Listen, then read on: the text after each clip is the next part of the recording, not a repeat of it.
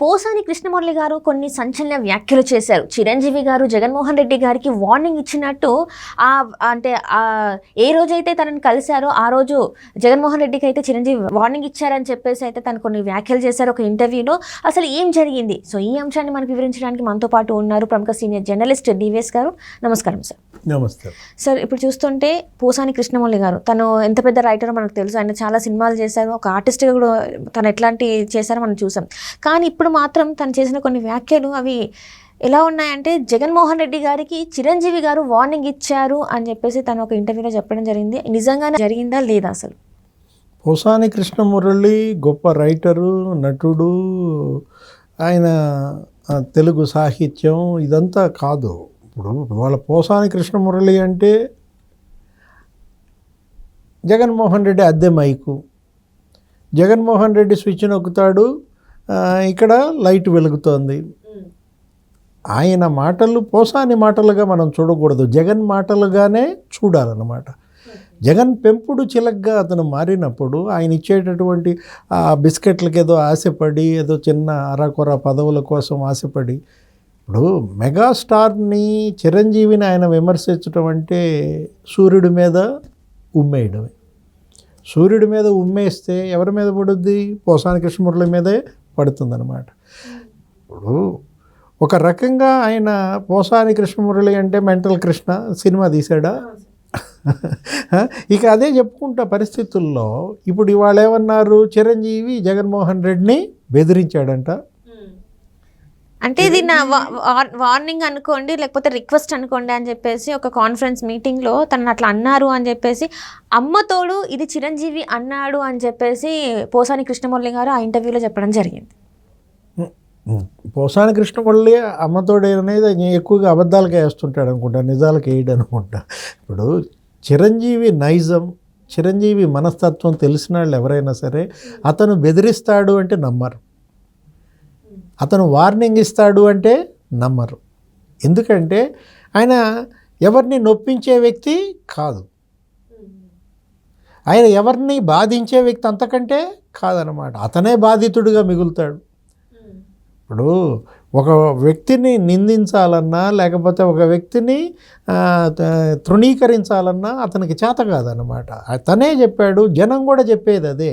ఏంటి? చిరంజీవి ఇవాళ రాజకీయాల్లో సక్సెస్ కాకపోవడానికి కూడా కారణం అదే. చిరంజీవి ప్రజారాజ్యం పార్టీ పెట్టి విఫలమైనటువంటి నాయకుడిగా మిగలటానికి కూడా కారణం అదే అన్నమాట. ఆయన మంచితనం, అతి మంచితనం. అలాంటి వ్యక్తి బెదిరించాడంటే ఎవరు నమ్ముతారు? ఇప్పుడు ఇంతకుముందు ఎవరినైనా బెదిరించాడా? ఇంతకుముందు ఎవరికైనా వార్నింగ్ ఇచ్చారా? ఒకళ్ళని బెదిరించాడు, ఒకళ్ళు వార్నింగ్ ఇచ్చారు అంటే గతం చూస్తాం కదా. అసలు అలాంటి అలవాటే లేనటువంటి వ్యక్తి సినీ పరిశ్రమలో కానీ రాజకీయాల్లో కానీ చిరంజీవి పలానాన్ని బెదిరించాడు, పలానాన్ని వార్నింగ్ ఇచ్చాడని ఒక్కళ్ళతో చెప్పించగలరా? ఇప్పుడు చిరంజీవి స్వయం శక్తితో ఎదిగాడు, పైకి వచ్చాడు. 45 ఏళ్ల సినీ రాజకీయ జీవితం, 155 మరి 156 సినిమాల్లో నటించాడని కూడా మనం వింటున్నాం. ఆయనకి రాని అవార్డులు లేవు, పొందని రివార్డులు లేవు. మెగాస్టార్ అనేదే ఇవాళ ప్రజల్లో అతనికి ఉన్నటువంటి ఇది. అతను ఒక వటవృక్షంగా ఎదిగాడు. తన కుటుంబంలో అనేక మందిని హీరోలుగా ఆయన పేరు చెప్పుకుని వచ్చేసారు. ఏంటి ఇవాళ చిరంజీవి లేనటువంటి, చిరంజీవి కుటుంబం లేనటువంటి తెలుగు ఇండస్ట్రీని చూడగలరా? ఇంతమందికి ఉపాధి, కొన్ని లక్షల మంది ఇవాళ ఆయన సినిమాలపైన, ఆయన కుటుంబ సభ్యుల సినిమాలపైన బతుకుతున్న దీంట్లో ఆయన్ని ఈ విధంగా విమర్శించడం అది తగదనమాట. అతను ఒక వ్యక్తి కాదు, ఒక శక్తిగా ఎదిగినప్పుడు ఆ శక్తిని గౌరవించాలి. ఏది ఇలాంటి చేష్టలు, ఇలాంటి మాటల వల్ల పోసాని దిగజారుతాడు, లేకపోతే అతనితో మాట్లాడించినటువంటి జగన్మోహన్ రెడ్డి దిగజారుతాడు తప్ప చిరంజీవి ఇంకా ఎత్తుకే ఎదుగుతాడు. ప్రజలందరి మనసుల్లో ఇంకా ఆయన స్థానం బలపడుతుందన్నమాట. ఇప్పుడు మీరేదన్నా విమర్శలు చేయాలనుకుంటే నేరుగా వాళ్ళ తమ్ముడి మీద చేసుకోండి. రాజకీయాల్లో ఉన్నాడు ఎవరు? జనసేన అధ్యక్షుడు పవన్ కళ్యాణ్ని నేరుగా టార్గెట్ చేయండి. అంతేగాని చిరంజీవి భుజం మీద తుపాకీ పెట్టి పవన్ కళ్యాణ్ని పేలుద్దామని చూడబాకండి. అంటే ఇక్కడ కులం గురించి కూడా మాట్లాడారని చెప్పేసి మనం చూస్తున్నాం సార్. వీడియోలో ఏంటంటే రెడ్డిని తొక్కేయాలని చెప్పేసి కాపులు అన్నారని చెప్పేసి కూడా ఆయన చెప్పడం జరిగింది. నిజంగా ఇది జరిగిందంటారా సార్? నిజంగా వాళ్ళు మాట్లాడుకున్నారంటారా మరి? ఇప్పుడు చిరంజీవి కోడలు ఎవరు? ఏ కులం? ఏ కులము నీదంటే గోకులము నవ్విందనో ఎవరో ఒక కవి రాశారు. అసలు ఈ కుల పిచ్చి ఏంటి? కుల చిచ్చు రగిలించి చలిమంటలు కాచుకోవటమా? జగన్మోహన్ రెడ్డి కుటుంబంలో ఏ కులస్తుల్ని పెళ్లి చేసుకున్నారు వాళ్ళ కుటుంబ సభ్యులన్నీ? వాళ్ళ నాన్నే చెప్పేవాడు, రాజశేఖర రెడ్డి మాది నానా జాతి సమితి, మా చెల్లెళ్ళు అదర్ క్యాస్ట్ని చేసుకున్నారు, ఎస్సీలను చేసుకున్నారు. అది కదా రాజశేఖర రెడ్డి ఎదగడానికి దోహదపడింది. అలాంటి మనస్తత్వం, అలాంటి ఆ ఫ్యామిలీ హిస్టరీ కదా. జగన్మోహన్ రెడ్డి ఈ రెడ్డి పిచ్చి ఏంటి? లేకపోతే వీళ్ళందరూ కూడా ఆయనకు ఆ రెడ్డిజాన్ని ఆపాదించడం ఏంటి? ఇప్పుడు మనం విమర్శ ఏంటి? ఇవాళ 5 ఏళ్ల జగన్మోహన్ రెడ్డి పరిపాలనలో 1000కి పైగా పోస్టులు ఆ సామాజిక వర్గానికే ఇచ్చారు అని ఎటు చూసినా వాళ్లే కనపడటం కూడా కళ్ళ ముందు ఉంది. ఎవరు జగన్మోహన్ రెడ్డి ముఖ్యమంత్రిగా ఆయన సిఎస్ జవహర్ రెడ్డి, ఎవరు డీజీపీ కసిరెడ్డి రాజేంద్రనాథ్ రెడ్డి, ఎవరు ఆయన CMO chief secretary principal secretary Dhananjaya Reddy, ఆయన పిఏ ఎవరు నాగేశ్వర్ రెడ్డి. అసలు మొత్తం మనం చూసుకున్నట్లయితే అదే కాదు, తిరుపతి దేవస్థానం ఉంది. తిరుపతి దేవస్థానానికి నిన్నటిదాకా చైర్మన్ వాళ్ళ బాబాయ్ సుబ్బారెడ్డి, ఇప్పుడు భూమన కరుణాకర్ రెడ్డి, అక్కడ ఎమ్మెల్యే భూమన కరుణాకర్ రెడ్డి, ఇప్పుడు కాబోయే ఎమ్మెల్యేగా ఇచ్చిన సీటు భూమన కొడుకు అభినవ్ రెడ్డి. ఇప్పుడు ఆ తిరుపతికి ఎవరిని పెట్టారు ఈవోగా? ధర్మారెడ్డి. మొన్నటిదాకా ఆ తుడా చైర్మన్, ఇప్పుడు అక్కడ చంద్రగిరి ఎమ్మెల్యే టీటీడీ, ఇదంతా చెవిరెడ్డి భాస్కర్ రెడ్డి. అసలు తిరుపతిలో వెంకటేశ్వర స్వామి చుట్టూతా అంతా కూడా రెడ్డి వాళ్ళే. ఎక్కడ ఇప్పుడు నీ సీఎం ఆఫీసులో అదే, తిరుపతి దేవస్థానంలోనూ అదే. మీరు ఇంకొకళ్ళని కులం గురించి ఆపాదించటం. విజయసాయి రెడ్డి గతంలో ఒక విమర్శ చేశాడు, 36 మంది డిఎస్పీల పదోన్నతులు తెలుగుదేశం ప్రభుత్వ హయాంలో చంద్రబాబు ముఖ్యమంత్రిగా అందరూ కమ్మాళ్ళకే ఇచ్చారన్నారు. జనం కూడా నమ్మారు. ఎందుకని కమ్మాళ్ళు ఇంతమందికి ప్రమోషన్లు ఇచ్చారా అనేది అసలు ఒక రకంగా ఇది బలంగా వెళ్ళింది. తెలుగుదేశం ఓటమికి అది కూడా ఒక కారణంగా అనుకుంటారు. తర్వాత అసెంబ్లీలో తెలుగుదేశం ఎమ్మెల్యే రామానాయుడు ఎవరో హోంశాఖ మంత్రికి ఒక క్వశ్చన్ వేస్తాడు, ప్రశ్న. తెలుగుదేశం హయాంలో ఎంతమందికి పదోన్నతులు డిఎస్పీలుగా వచ్చాయి, కులాల వారీగా జాబితా ఇవ్వండి అంటే ఆమె అసెంబ్లీలో ప్రకటించింది. ఏమని? 3 అందులో కమ్మాళ్ళు. 36 మంది డిఎస్పీలు మొత్తం కమ్మాళ్ళే అన్న విజయసాయిరెడ్డి వార్తలో ఎంత వాస్తవం ఉందో అక్కడే కనపడిపోయింది. ఇప్పుడు మళ్ళా కాపు ఏమన్నాడు? పోసాని కృష్ణమురళి రెడ్డిని తొక్కటానికి కాపుని తెస్తారా? మొన్నటిదాకా కమ్మాళ్ళని తిట్టాడు, ఇప్పుడు కాపుల్ని తిడుతున్నాడు. అంటే ఏంటి ఈ పోసాని కృష్ణమురళి లేకపోతే ఈ జగన్మోహన్ రెడ్డి ఏం ఆశిస్తున్నారు? కుల ద్వేషాన్ని రగిలించి, కుల చిచ్చు పెట్టి వచ్చే ఓట్లు రాబట్టుకోవాలన్నా ఇంకా ఎన్నాళ్ళు? గత ఎన్నికల్లో అదే జరిగింది కదా. గత ఎన్నికల్లో మా తాతను చంపారు, మా నాన్నని హెలికాప్టర్లో ఇది చేశారు, మా బాబాయిని చంపారు. ఆ బాబాయ్ హత్య కాస్త ఇవాళ బాబాయ్ వివేకానంద రెడ్డి హత్య కేసులో అరెస్ట్ అయింది ఎవరు?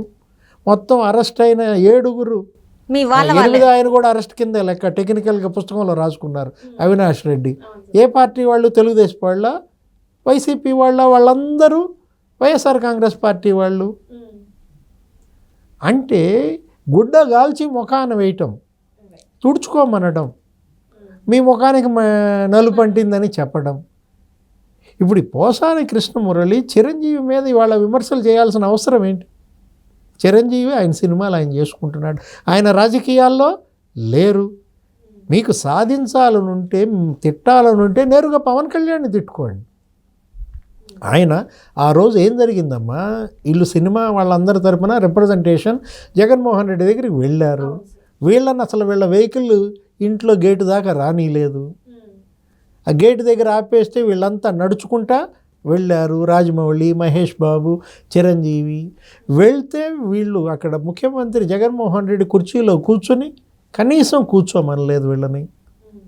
అతను కూర్చుని ఉంటే ఆయన వయసు ఎంత, జగన్మోహన్ రెడ్డి వీళ్ళ వయసు ఎంత, వీళ్ళ అనుభవం ఎంత, ఆయన అనుభవం ఎంత. ఎంత అవమానం చేశారు చిరంజీవికి ఆ రోజు జగన్మోహన్ రెడ్డి. అదే జగన్మోహన్ రెడ్డి గతంలో చిరంజీవి భార్యను ఇంటికి పిలిచారు, భోజనం పెట్టారు, బట్టలు పెట్టారు.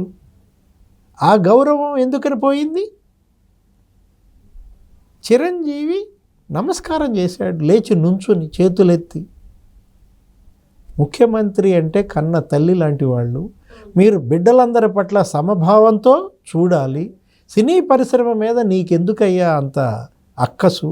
మేమేం చేశాము? సినీ పరిశ్రమను ఎందుకు ఇలా చేస్తున్నారు? దీనికోసం ఒక జీవోనే ఇవ్వాల్సిన అవసరం ఏంటి? టికెట్లు ఎవరమ్మా అమ్మేది? గవర్నమెంట్ టికెట్లు అమ్మటం, సినిమా టికెట్లు ఎప్పుడన్నా చూసావా? దేశంలో ఏ రాష్ట్రంలో అన్న ప్రభుత్వం సినిమా టికెట్లు అమ్ముతుందా? రోజుకు 4 షోలే వేయాలని. దానికి ఒక పోర్టల్, దేనికి? సినిమా టికెట్ల కోసం. దానికి ఒక యాప్. తహసీల్దారుల పని ఇదా? అది చెప్పాడు చిరంజీవి. ఏమని? సినిమా పరిశ్రమ మీద లక్షల మంది కార్మికులు బతుకుతున్నారండి.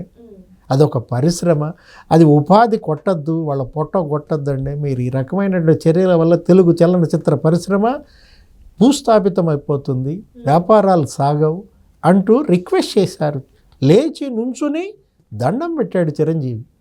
అది వార్నింగా? పోసాని కృష్ణమురళికి అది వార్నింగ్ లాగా కనపడిందా?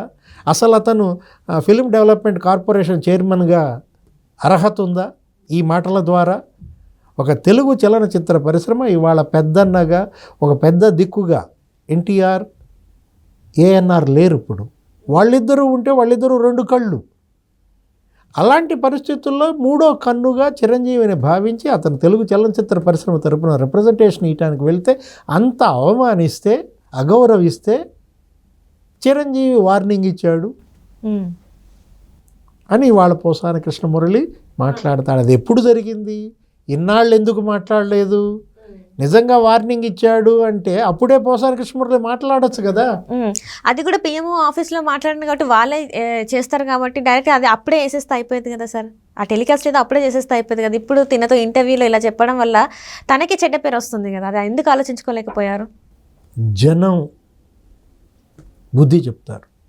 ఈ వ్యాఖ్యలకు, ఈ చేష్టలకు జగన్మోహన్ రెడ్డికి జనం బుద్ధి చెప్తారు.